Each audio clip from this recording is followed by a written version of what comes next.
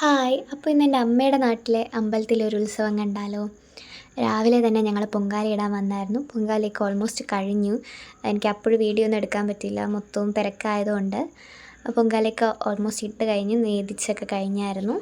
പിന്നെ ഞങ്ങൾ അമ്പലത്തിൽ പോയത് നൈറ്റായിരുന്നു. നൈറ്റ് പോയതിൻ്റെ മെയിൻ കാര്യം ഈ വിളക്ക് കാണാനാണ്. കാർത്തിക ദീപം എന്നാണ് ഇതിന് പറയുന്നത്. അന്നത്തെ ദിവസം കാർത്തിക നാളാണ്.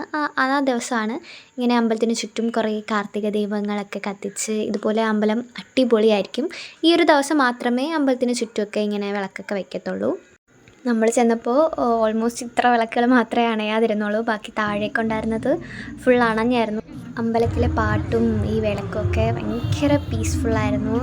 അവിടെ തന്നെ നിൽക്കാൻ തോന്നി. കാരണം എന്താ പറയുക, ഉത്സവത്തിൻ്റേതായ തിരക്കുകളൊന്നും അന്നില്ലായിരുന്നു. ഇതുപോലെ വിളക്ക് മാത്രമേ അന്നത്തെ ദിവസം ഉണ്ടായിരുന്നുള്ളൂ. അതുകൊണ്ട് തന്നെ അമ്പലവും ചുറ്റുവട്ടവും കാണാൻ നല്ല ഭംഗിയായിരുന്നു. അത് ഫോട്ടോ എടുക്കാനുള്ള തിരക്കൊക്കെ ഭയങ്കര രസമായിരുന്നു. പിന്നെ ഏറ്റവും സ്പെഷ്യലായിട്ട് എനിക്ക് തോന്നിയത് ഈ വർഷത്തേത് ഇതാണ്, ഈ കുട പോലത്തെ പന്തൽ. ഇത് കാണാൻ ഭയങ്കര രസമായിരുന്നു. ഒരു നൈറ്റ് വ്യൂ ആയാലും ഡേ വ്യൂ ആയാലും ഇത് നല്ല രസമായിരുന്നു കാണാൻ. എല്ലാ തവണത്തെയും പോലെയല്ല, അത് കുറച്ച് സ്പെഷ്യലായിരുന്നു. അപ്പോൾ അത്രയേ ഉള്ളൂ. വീഡിയോ എല്ലാവർക്കും ഇഷ്ടപ്പെട്ടെന്ന് വിചാരിക്കും. താങ്ക്